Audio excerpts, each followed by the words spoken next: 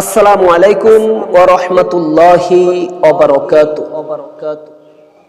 সম্মানিত দর্শক, আলোর পথে টিভি চ্যানেলের পক্ষ থেকে আপনাদেরকে জানাই শুভেচ্ছা ও অভিনন্দন। আমি আপনাদের সাথে আছি মোহাম্মদ উসমান গনি সেলিম। আজ কয়েকটি বিষয় নিয়ে আপনাদের সম্মুখে হাজির হলাম। এক নম্বর বিষয় হলো, অনেকেই কমেন্টে জিজ্ঞাসা করে সেহরি খাওয়ার পর স্ত্রী সহবাস করা হালাল নাকি হারাম। আবার আরেকবার জিজ্ঞাসা করেছে সেহরির সময় ডাকার নিয়ম সম্পর্কে আপনি ইসলামের আলোকে কিছু বলুন। দেখুন আমাদের সমাজে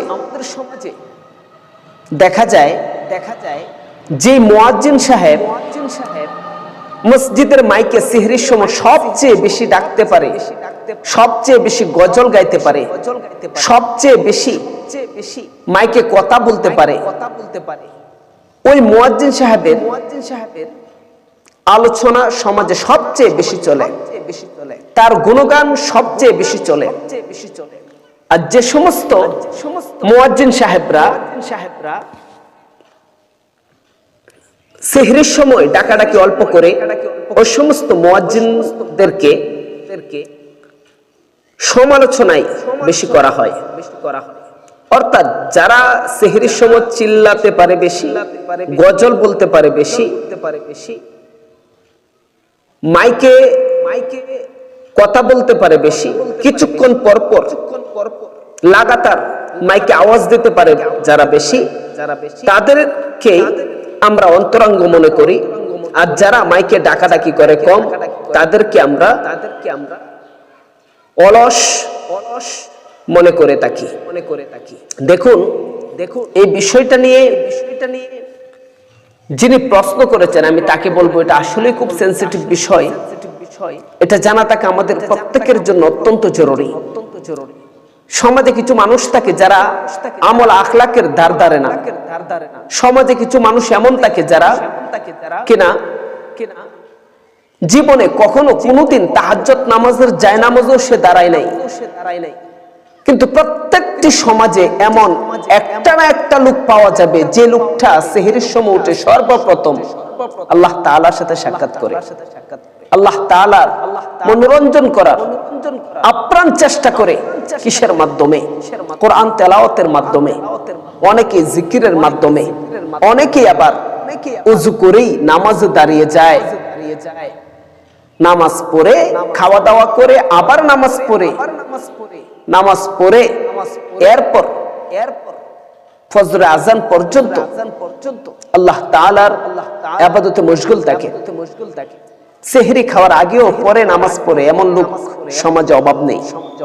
কিন্তু একবার ভেবে দেখুন, যারা মসজিদের মাইকে একের পর এক ডাকাডাকি শুরু করে, অর্থাৎ মাইকটা অফ রাখে না, একজন ডাকে এরপরে আরেকজন ডাকে, আরেকজন ক্ষান্ত করে আরেকজন ডাকে, তাতে একের পর এক মাইকে আওয়াজ করতে আছে।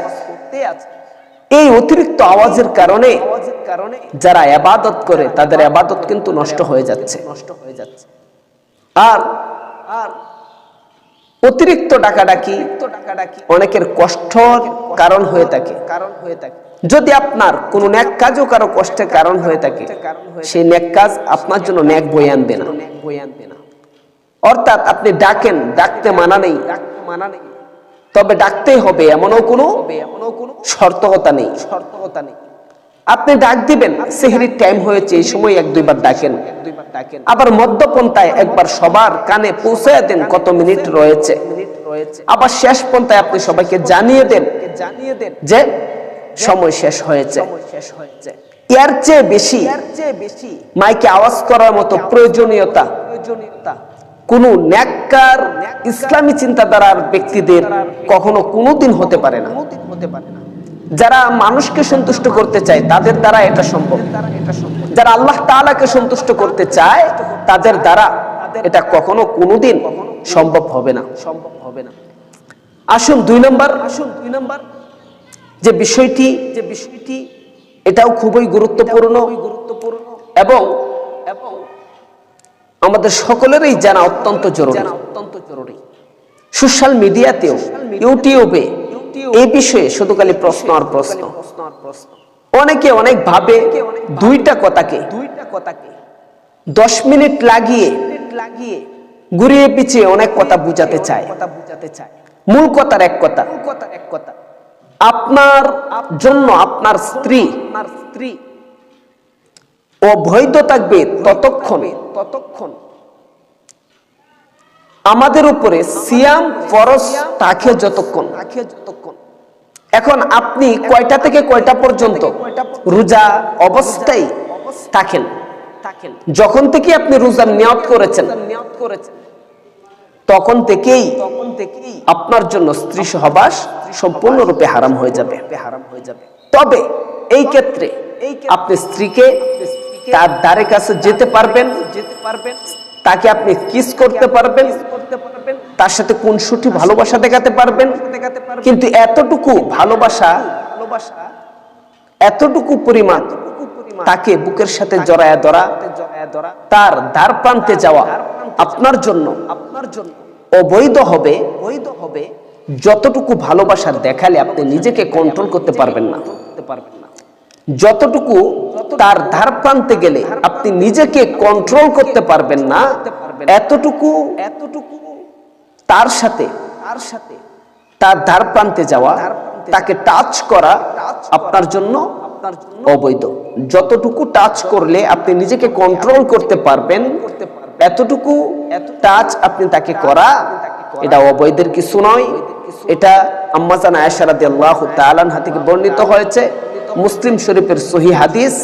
তিনি বিস্তারিত বলেছেন এই হাদিসে, যেহেতু এই হাদিস দ্বারা প্রমাণিত, ডিসক্রিপশনে সেই হাদিস সহ এবং সেই হাদিসের অর্থ সহ মূল বিশ্লেষণ দেয়া থাকবে। ভিডিও বেশি লম্বা হয়ে যাওয়ার কারণে অনেকে ভিডিও ধৈর্য ধরে দেখতে চায় না, যার ফলে সম্পূর্ণ কথা সবকিছু ব্যাখ্যা দিয়ে বলা সম্ভব হয় না।